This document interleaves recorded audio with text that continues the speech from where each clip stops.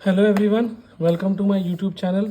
इस वीडियो में हम लोग यूनिट एंड मेजरमेंट का पार्ट 2 करने वाले हैं, जिसमें हम लोग डायमेंशंस और डायमेंशन कैसे निकाले जाते हैं और जो आपके एक्सरसाइज में महाराष्ट्र बोर्ड के क्लास 11th की टेक्स्ट बुक में फर्स्ट चैप्टर के बाद जो एक्सरसाइज दिए उसके कुछ हम क्वेश्चन भी इसी से रिलेटेड करने वाले हैं। ठीक है, तो यहाँ पर देखिए डिफाइन डायमेंशन है।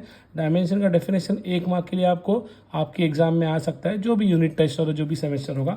तो उसमें दिया है, देखो, dimension of a physical quantity are the powers to which the fundamental units. मतलब क्या, ये फंडामेंटल यूनिट है आपकी एल जो कि लेंथ के लिए होती है, एम जो कि मास के लिए होती है, टी जो कि टाइम के लिए होती है। तो इन सभी फंडामेंटल क्वांटिटीज़ के पावर में आकर जो कोई नई यूनिट बनेगी, जो भी यूनिट बनेगी फिजिकल क्वांटिटी की, वही आपकी क्या कहलाएगी, डायमेंशनल। से फॉर एग्जांपल अगर मैं यहाँ पर स्पीड देख लूँ, ये स्पीड है, स्पीड आपकी एक क्वांटिटी है। इस स्पीड का जो डायमेंशंस होगा ये एम है। एम मतलब क्या, ये देखिए जैसे स्पीड है, आपकी स्पीड की क्या होगी, डिस्टेंस अपॉन टाइम होता है। तो डिस्टेंस हम किससे डिनोट करते हैं, एल से। टाइम किससे डिनोट करते हैं हम लोग, टी से। डिस्टेंस अपॉन टाइम मतलब डिस्टेंस की जो डिनोटेड यूनिट है और जो टाइम की डिनोटेड यूनिट है टी। तो हो क्या जाएगा, L1 और T नीचे है 1 में, ऊपर आ जाएगा तो क्या हो जाएगा, -1। तो L1 और T -1 ये आपकी क्या हो गई, डायमेंशन हो गई किसकी, स्पीड की, जो कि ये क्या थी, क्वांटिटी थी, जिसकी पावर L की पावर क्या आ गई, फंडामेंटल यूनिट की पावर क्या आ गई, L1 और T की पावर क्या आ गई, -1। तो इस तरह हम डायमेंशन निकालने वाले हैं। ठीक है, तो अभी हम इसका एग्जांपल देखते हैं, उससे आपको और समझ में आ जाएगा। तो डायमेंशन की डेफिनेशन याद रखो, 1 मार्क के लिए आता है। ठीक है, अभी हम लोग यहाँ पर देखने वाले हैं डेराइव क्वांटिटीज और उनके डायमेंशन की। ये बहुत बहुत इंपॉर्टेंट है आपका। आप कोई भी कॉलेज में पढ़ रहे हो, डेराइव क्वांटिटी और उनकी डायमेंशन 100% सबके एग्जाम में आने वाला है जब फर्स्ट चैप्टर है। अब से लेके इसको 12th स्टैंडर्ड तक याद रखो, फिजिक्स में पूछा ही जाएगा। जो लोग जेई, एमएचटी, सीईटी, नीट की प्रिपरेशन कर रहे हैं उनको भी आने वाला है। तो बहुत बहुत इंपॉर्टेंट चीज़ है। देखो जैसे स्पीड है, स्पीड का फॉर्मूला क्या होता है, डिस्टेंस अपॉन टाइम। तो डिस्टेंस को हम कैसे लिखते हैं, एल से लिखते हैं, और टाइम को हम लोग किससे लिखते हैं, टी से। तो L1 हो गया और T1 हो गया। अब ये T1 ऊपर चला जाएगा तो क्या हो जाएगा, T-1। तो L1 T-1 ये किसकी हो गई, डायमेंशन, स्पीड की। ठीक है, इसी तरह होता है एक्सेलरेशन। एक्सेलरेशन को क्या डेफिनेशन करते हैं हम, change in velocity upon time. Change in velocity upon time. Change in velocity या स्पीड दोनों की डायमेंशन क्या होती है, सेम ही होती है। यहाँ हमने लिखा, बस फर्क ये है, वेलोसिटी वेक्टर क्वांटिटी है, जो स्पीड होता है वो आपका स्केलर क्वांटिटी होता है। डायमेंशन लेकिन दोनों का सेम ही रहेगा। और टाइम नीचे T1 है। अब ये T1 अगर ऊपर जाएगा तो क्या हो जाएगा, T-1, लेकिन पहले से ही -1 है, तो -1 क्या हो जाएगा, T-2। ये आपकी हो गई एक्सेलरेशन। ठीक है, अब इसी तरह अगली क्वांटिटी लेते हैं हम, फोर्स।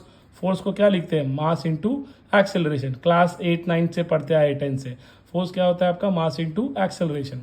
मास को हम किससे बनाते हैं, m1। एक्सेलरेशन तो अभी हमने लिखा L1 T-2। अब बस दोनों को जोड़ दो तो m1 L1 T-2। तो ये आपकी क्या हो गई, डायमेंशन फॉर फोर्स। ठीक है, इसी तरह प्रेशर। प्रेशर का फॉर्मूला क्या होता है, force upon area. Force upon area. तो फोर्स तो अभी हमने लिखा, देखो m1 L1 T-2, और एरिया को हमने लिख दिया। एरिया क्या होता है, लेंथ स्क्वायर होता है ना, डिस्टेंस स्क्वायर, मतलब L का 2, L का स्क्वायर। अब यहाँ पर ये जो L² है ये ऊपर चला जाएगा तो क्या हो जाएगा, L-2 हो जाएगा ना, लेकिन -2, लेकिन यहाँ पे पहले भी L1 है, तो -2 + 1 क्या हो जाएगा, -1। जिनको अभी भी कन्फ्यूजन हो रहा है कि प्लस का माइनस कैसे हो रहा है, याद रखो, जो भी क्वांटिटी नीचे होती है अगर वो ऊपर जा रही है तो उसका साइन क्या हो जाएगा, पावर चेंज हो जाएगा। जैसे ये पॉजिटिव था, ऊपर गया तो L-2 हो गया। ठीक है, अगर यहाँ -2 होता तो ऊपर चला जाएगा तो क्या हो जाएगा, +2। ठीक है, तो इसलिए डायमेंशन क्या हो जाएगा, m1 L1 L-1 और T2। अब जैसे ही डेंसिटी है, डेंसिटी क्या लिखेंगे हम लोग, mass upon volume. Mass upon volume, तो मास को किससे देते हैं हम, m, तो m1। वॉल्यूम मतलब क्या होता है, L into breadth into height, या L³ भी लिखते हैं ना हम लोग। तो इसीलिए L³ ऊपर जाएगा तो क्या हो जाएगा, L-3 हो जाएगा। L-3 हो जाएगा, तो इसलिए हमने क्या लिखा, L-3 हो गया, और मास को क्या लिख लिया, m+1 हो गया। ठीक है, तो ये m1 हो जाएगा और L क्या हो जाएगा आपकी, -3 हो जाएगी। ठीक है, अब इसी तरह फोर्स होता है, वर्क होता है, वर्क क्या होता है, force into distance, force into distance. Force तो हमने यहीं से लिया है, m1 L1 T-2, डिस्टेंस क्या होता है L1, तो ये पहले से ही L1 था और ये भी L1 हो गया, तो 1 + 1 कितना हो गया, 2 हो गया, तो इसलिए L2, और T क्या रहेगा आपका -2, और M क्या रहेगा आपका 1। ठीक है, तो आई होप इतना आपको समझ में आ रहा है। अब इसी तरह देखिए अगला क्या रहेगा, एनर्जी लिया, तो एनर्जी आप कोई भी लो, kinetic energy, potential energy, gravitational energy, सब की डायमेंशन सेम ही होगी। जैसे कि आपने एनर्जी लिया mass into gravity into height, m आपका ऐसे रहेगा मास के लिए, ग्रेविटी या तो एक्सेलरेशन, दोनों का डायमेंशन सेम होता है। फिर से रिपीट कर रहा हूँ, ग्रेविटी या एक्सेलरेशन ड्यू टू ग्रेविटी या एक्सेलरेशन, दोनों का डायमेंशन क्या होता है, सेम ही होता है। ठीक है, तो इसलिए L1 T-2, और H मतलब हाइट, इसका भी L1 से लेंगे क्योंकि वह तो लेंथ ही ना। तो अब देखो यहाँ पे कितने लेंथ है, एक L1 एक L1, तो कितना हो जाएगा L⁻², T⁻² as it is, और M⁻1 एज इट इज। अब पावर है, पावर क्या होता है, work upon time, work upon time. तो वर्क का तो अभी हमने देखा था प्रीवियसली कि L2 M1 T-2 होता है, और टाइम का क्या है T1। अब ये T1 ऊपर चला जाएगा, तो पहले से ही -2 है, और ये 1 वो भी ऊपर जाएगा तो क्या होगा, -1 हो जाएगा ना, तो -1 और -2 कितना हो जाएगा, -3। ठीक है, इसी तरह मोमेंटम होता है, मोमेंटम क्या होता है, mass into velocity, mass into velocity. तो मास को हम लोग कैसे लिखते हैं, m1, और वेलोसिटी को कैसे लिखते हैं, L1 T-1, तो इसीलिए हो गया m1 L1 T-1। अब इसी तरह इम्पल्स है, इम्पल्स क्या होता है, फोर्स इंटू टाइम।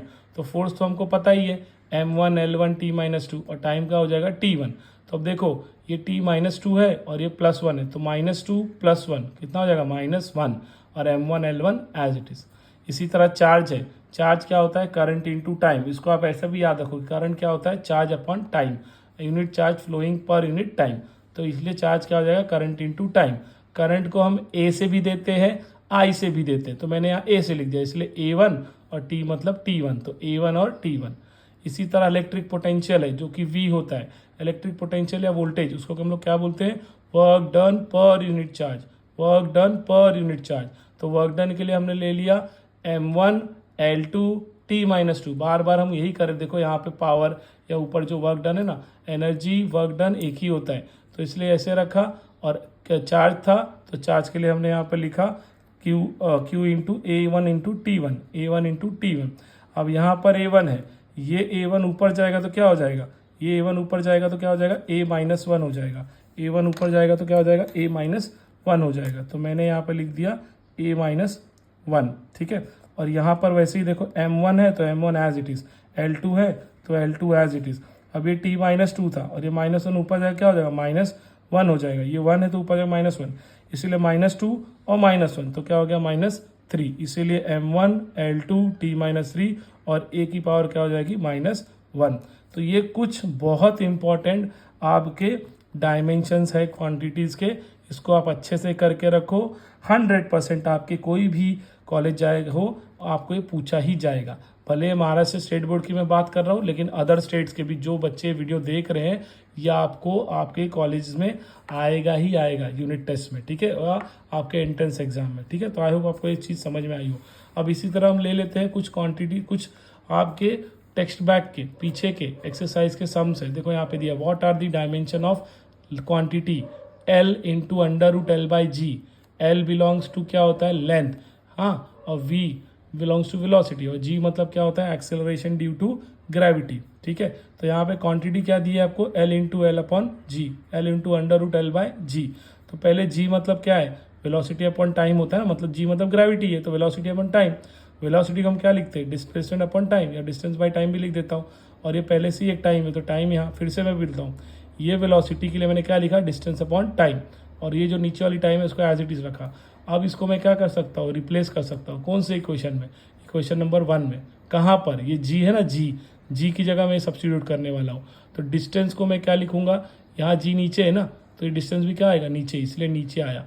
अब उसके नीचे क्या आएगा, डिस्टेंस के नीचे टाइम इंटू टाइम, तो नीचे का नीचे इसलिए ऊपर चला जाएगा, टाइम इंटू टाइम मतलब क्या हो गया, टाइम का स्क्वायर। तो इसलिए G को हम कैसे लिखेंगे, डिस्टेंस अपॉन टाइम का स्क्वायर, लेकिन वही टाइम का स्क्वायर यहाँ नीचे था, इसको मैंने कहाँ ले लिया, ऊपर चला गया है। ठीक है, अपॉन के अपॉन में। अब ये स्क्वायर रूट में है, स्क्वायर रूट में है, इसलिए टाइम का स्क्वायर का स्क्वायर रूट क्या होता है 1 ही होगा ना, इसलिए टी की पावर 1 हो गई, ये टी की पावर 1 हो गई। अब ये एल कैसा है स्क्वायर रूट में, तो स्क्वायर रूट को हम कैसे देते हैं 1/2। डिस्टेंस भी स्क्वायर रूट में, डिस्टेंस किसको डिनोट करते हैं एल से, तो इस एल को भी हमने क्या दिया 1 की पावर 2। ठीक है, दोनों स्क्वायर रूट है इसलिए 1 की पावर दे दिया। कभी भी याद रखो अगर स्क्वायर रूट में है तो पावर क्या हो जाएगा 1/2, अगर क्यूब रूट में होती तो पावर क्या हो जाती 1/3। तो अभी आप ध्यान से देखो, ये L1 एल रेज टू 1/2 है, ये भी L1 रेज टू 1/2 है, दोनों आप कैंसिल कर दो तो बचा क्या L1 और बचा क्या T1। इसीलिए आपके इस क्वांटिटी की डायमेंशन आ गई ये L1 और T1। ठीक है, आई होप आपको समझ में आ रहा होगा। इसी तरह अगला क्वेश्चन दिया है, electron with charge E enters in a uniform magnetic field, जिसको हम कैपिटल B से देते हैं, with a velocity B, velocity is perpendicular to magnetic field, the force on the charge is given by BE, मतलब given by E and the force क्या होगा BeV, obtain the dimension of B। तो dimension of B को क्या करोगे आप, यहाँ पे आप लिखा B into E into B लिखा, तो हमें क्या चाहिए B, तो B क्या हो जाएगा force upon EV, force upon EV। तो फोर्स का डायमेंशन क्या है L1 M1 T-2, E का क्या है I1 T1, V की क्या है L1 T-1। अब देखो कैसे करोगे, पहले लेंथ को देखो, एक L1 है नीचे भी L1 है, तो 1 ऊपर जाए तो क्या हो जाएगा -1, इसलिए L1 -1 क्या हो जाएगा 0। यहाँ पर M1 है तो M1, यहाँ पे अब T देखो 1 और ये -1 + 1 क्या हो जाएगा 0, तो बचेगा क्या T-2 ही बचेगा, इसलिए T-2। I1 नीचे ऊपर जाएगा तो I-1। फिर से देखो L1 और ये नीचे भी L1 था, तो L1 कैंसिल, दोनों ही प्लस है ना। अब बचेगा क्या M1, तो M1 और कहीं नहीं है तो इसलिए M1 रखा। T देखो यहाँ -2 है, नीचे देखो T1 और -1, तो -1 + 1 भी कैंसिल, बचा T-2 ही, और I नीचे था 1 इसलिए ऊपर जाएगा तो क्या हो जाएगा I-1। आई होप आपको समझ में आएगा, B मतलब मैग्नेटिक फील्ड ऑफ इंडक्शन और ये उसका डायमेंशन। अब इसी तरह एक लास्ट और देखते हैं हम लोग क्वेश्चन, जो कि क्या दिया है V = AT + B/T/C + V0। Initially dimensionally valid question है, सब हमको A B C निकालना है। यहाँ पर यही चीज़ है कि जो ये V है, V किसकी डायमेंशन हो सकती है वेलोसिटी की। तो ऐसे left hand side = right hand equations में यही होता है कि अगर लेफ्ट हैंड साइड में V दिया है वेलोसिटी है, तो राइट हैंड साइड में भी हर एक इंडिविजुअल क्वांटिटी क्या हो जाएगी वेलोसिटी ही होगी। इसका मतलब AT भी क्या है वेलोसिटी है, B/T+C की भी डायमेंशन क्या होगी वेलोसिटी की ही होगी। V0 मतलब क्या होता है इनिशियल वेलोसिटी, तो ये तो फाइनल वेलोसिटी और इनिशियल वेलोसिटी दोनों का डायमेंशन सेम ही होगा। तो यही चीज़ यहाँ लिखी है, V = पूरा इक्वेशन लिखा। इस डायमेंशन ही कब वैलिड होता है, जब लेफ्ट हैंड साइड = किसके होता है राइट हैंड साइड। तो लेफ्ट हैंड साइड में जो भी वेलोसिटी है, इसका मतलब राइट हैंड साइड में जो भी प्लस है वो सारे इंडिविजुअल क्वांटिटी किसके डायमेंशन है वेलोसिटी की ही है। वही लिखा है, as only dimension identical quantities can be added together और सब्ट्रैक्टेड फ्रॉम ईच अदर। ठीक है, तो right hand side = left hand side, तो इसलिए राइट हैंड साइड का जो लेफ्ट हैंड साइड का डायमेंशन है वो क्या है V है, तो V का डायमेंशन क्या होता है वेलोसिटी। क्या लिखा था अभी हमने L1 T-1, इसका मतलब AT की भी डायमेंशन किसकी होगी वेलोसिटी की ही होगी। तो AT मैंने क्या लिख लिया V, मुझे लेकिन क्या चाहिए A, तो ये क्या हो जाएगा V यहाँ पर मल्टीप्लाई में, ये T मल्टीप्लाई में, तो नीचे जाएगा तो क्या होगा डिवाइड में होगा। V की वेलोसिटी की डायमेंशन क्या है L1 T-1, तो मैंने लिखा L1 T-1, और ये T मल्टीप्लाई में था नीचे आ गया तो डिवाइड में। अब ये T1 ऊपर जाएगा क्या हो जाएगा -1 ना, पहले से ही -1 है तो -1 -2, तो ये क्या हो गया A आ गया। अब इसी तरह हमको C चाहिए, तो C देखो क्योंकि स्मॉल t क्या है डायमेंशन ऑफ टाइम है, तो ये C भी क्या होगा टाइम ही होगा ना, इसलिए C की डायमेंशन क्या होगी टाइम के डायमेंशन के बराबर, मतलब T1। अब इस तरह B/C बचा, तो B/C भी किससे कंपेयर होता है V से ही होता है, तो इसका मतलब B की डायमेंशन क्या होगी B/T की V ही होगी। तो हमें B = क्या लिखेंगे, ये T1 डिवाइड में ऊपर जाएगा तो मल्टीप्लाई में, और वेलोसिटी की डायमेंशन क्या है L1 T-1, तो हमको B चाहिए, तो क्या हो जाएगा L1 T-1 इंटू ये जो T1 है ऊपर जाएगा ना मल्टीप्लाई में, तो इसलिए आ गया T1 -1 + 1 क्या हो जाएगा 0, तो T-1 + 1 0, इसलिए L1 और T को हम लोग क्या लिखेंगे 0, तो इसलिए B की डायमेंशन क्या आ गई L1 और T 0। आई होप आपको ये सब समझ में आ गया है। ये सारे क्वेश्चंस और ये आंसर ही आपके नोट्स हैं, अच्छे से इसको प्रिपेयर कर लो आपके एग्ज़ाम के लिए। ठीक है, अगर वीडियो पसंद आई है तो प्लीज़ लाइक कर देना, कमेंट कर देना, ठीक है। और ऐसे ही वीडियो में और भी बनाते रहूँगा इंपॉर्टेंट क्वेश्चंस के विद सॉल्यूशन, ठीक है। Thank you.